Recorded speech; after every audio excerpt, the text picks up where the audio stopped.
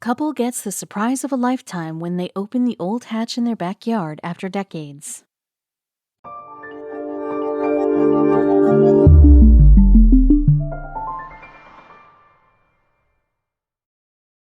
But before we start, please make sure to subscribe to m&rtv and hit the bell so you never miss any upload from us.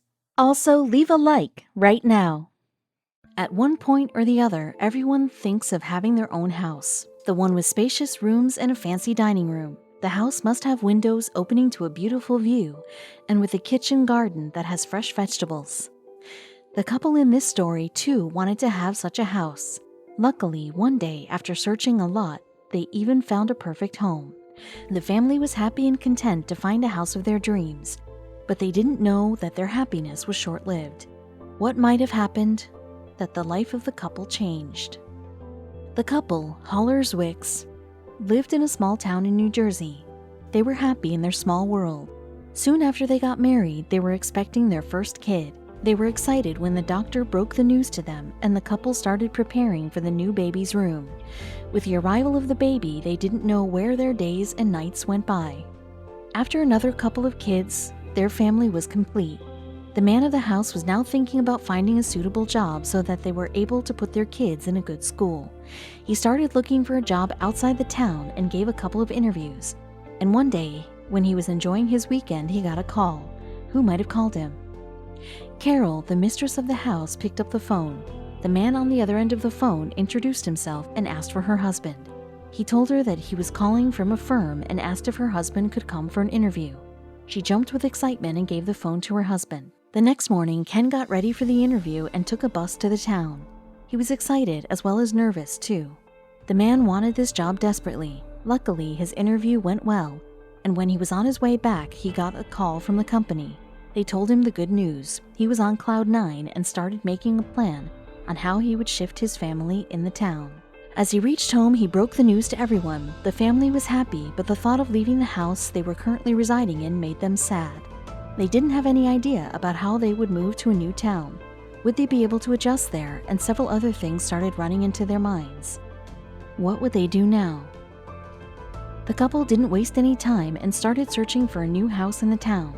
They found out that Neenah was a city in Winnebago County, Wisconsin, in the north-central United States. The family was excited to know it was situated on the banks of Lake Winnebago, Little Lake Butte des Morts, and the Fox River. It was a peaceful town, somewhat like they had imagined it to be, but there was one big hurdle that was still in their way. The town was really small, and so was its population. Neenah meant water in the vernacular language. It had a population of approximately 26,000 people, but then too, in that small town, they were finding it hard to own a house of their choice. After they had researched a lot and met almost every realtor in town, they finally came across a house that interested them. So on a Sunday morning, they set out to see the house. All the way, their fingers were crossed, and they were hoping for it to be the way they had imagined. Would their search come to an end? When they stepped out of the car, the family was awestruck with the size of the house that stood in front of them. As they stepped inside the house, they were totally amazed. It seemed to them as if the house was built and designed the way they wanted. When the realtor asked them if they would like to buy this house, they couldn't say no. They were immensely happy with their new house. The realtor told them every detail about the house, but the place that intrigued the family the most was the backyard.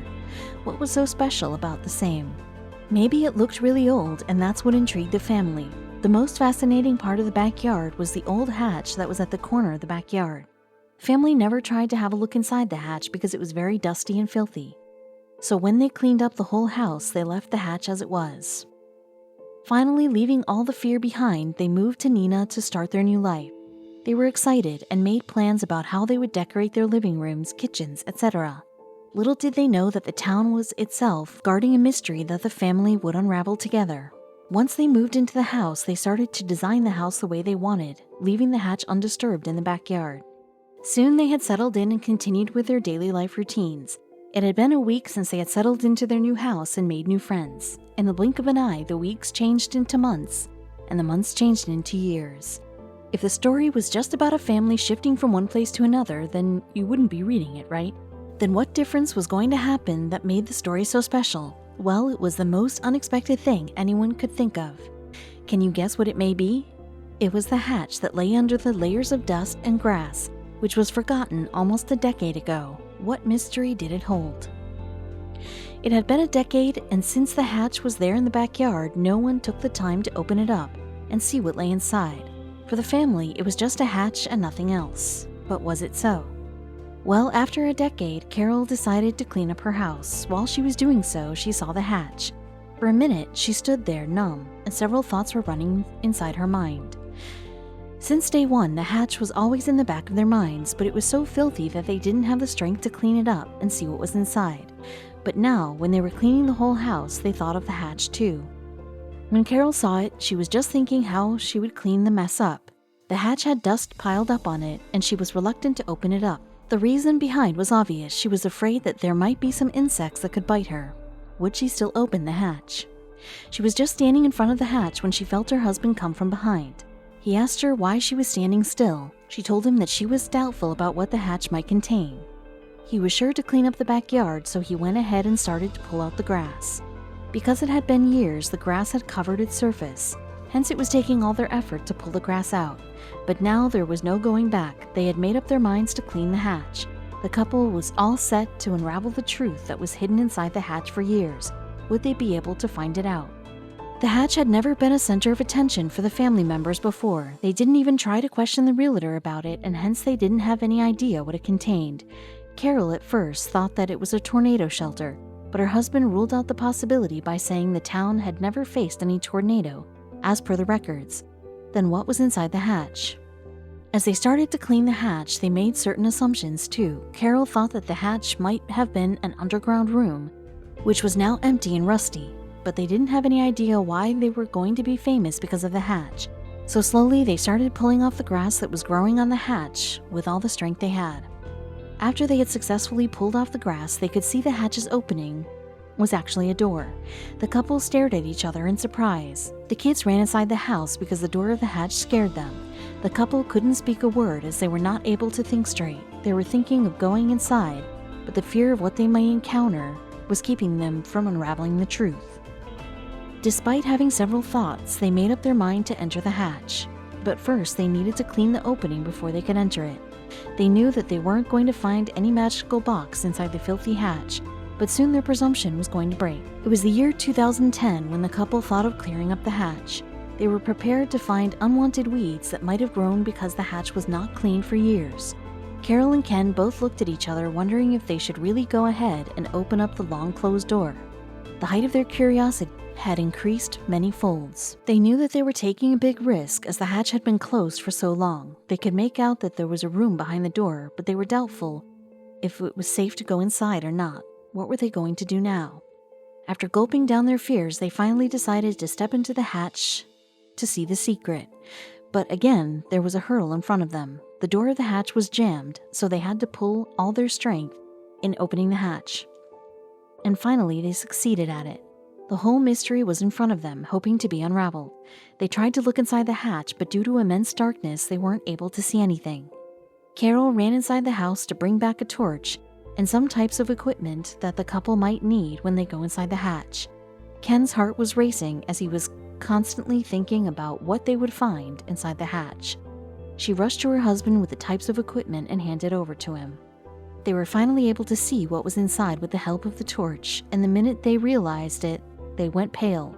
All they could see was water. The whole room was filled with water. So before they could enter, they had to drain out the water first. They slowly started to pump the water out of the hatch. They didn't have any idea about the source of the water. The room was as small as they expected it to be, but this was not the end of the mystery. There was more to it. Once they had drained out all the water from the hatch, they could tell that it was some kind of hiding place or storm shelter. But Ken had already ruled out the possibility of the hatch being a tornado shelter. And if the hatch wasn't a tornado shelter, then what was it? With their hearts in their mouths, they were carefully stepping into the hatch. The torch helped them to see what was inside it. Once they were completely into the hatch, their eyes widened with amazement. The room wasn't just dirty and filthy, but it had all the requirement amenities that men would need in a room. They had already guessed by now that the hatch might have been built by the previous owner. But the question was, why would a person build a secret room inside of his own house? To get the answer to the question, they thought of further investigating the secret room. After a while, they came to the conclusion that it wasn't just a room that was made for fun, it was a fallout shelter. They guessed the previous owner might have designed this shelter to protect himself from exposure to the radioactive debris. It was used by people so that they could remain safe in a room for a long time. But what was the emergency? Slowly, the mystery was opening in front of them. They came to know that the house was built in 1951 and was owned by Frank Panch, who was a physician. According to the municipal records, Ken and Carol came to know that Frank started building the shelter around 1960, and they started looking for explanations as to why the owner might have built it in the first place. The couple realized that the fallout shelter was built when the Cold War was going on, and that was in 1960. The step taken by the man was quite intelligent. Just a few years after the owner had built the shelter, the Cuban Missile Crisis occurred in the country. The shelter was the best place for Frank to hide when the tensions between the Soviet Union and the USA raised. He could sense that a war was going to happen, and hence he took the safety measures to build the shelter. The town they were currently residing in was a fallout zone during the Cold War. Then why would Frank build the shelter? The couple later came to know that although Nina wasn't under attack, the possibility of being attacked by the enemy was still high. This theory was later confirmed by an expert from the renowned University of Wisconsin-Oshkosh. So Frank might have built the shelter to protect himself in the worst condition.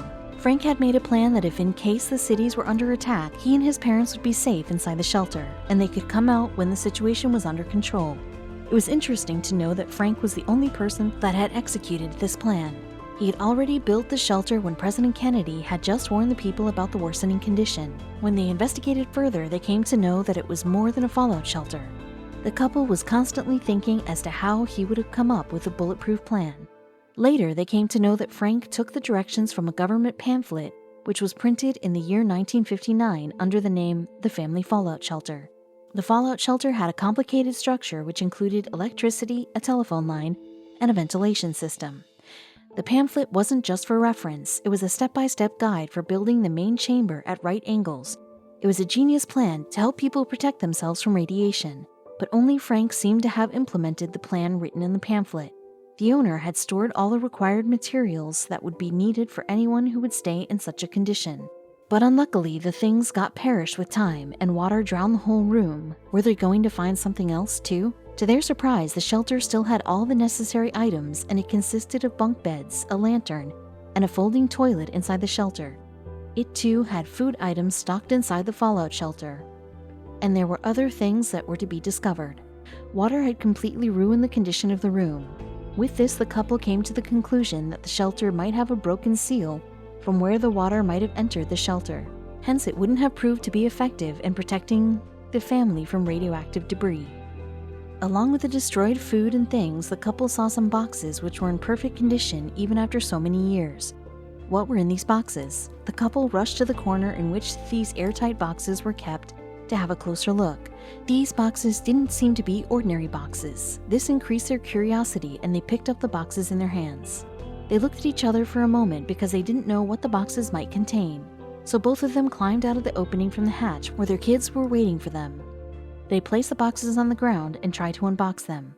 When they opened the box, saw a packet of Kellogg's Corn Flakes, chocolate chip cookies, and tins of Flavor Kiss saltines.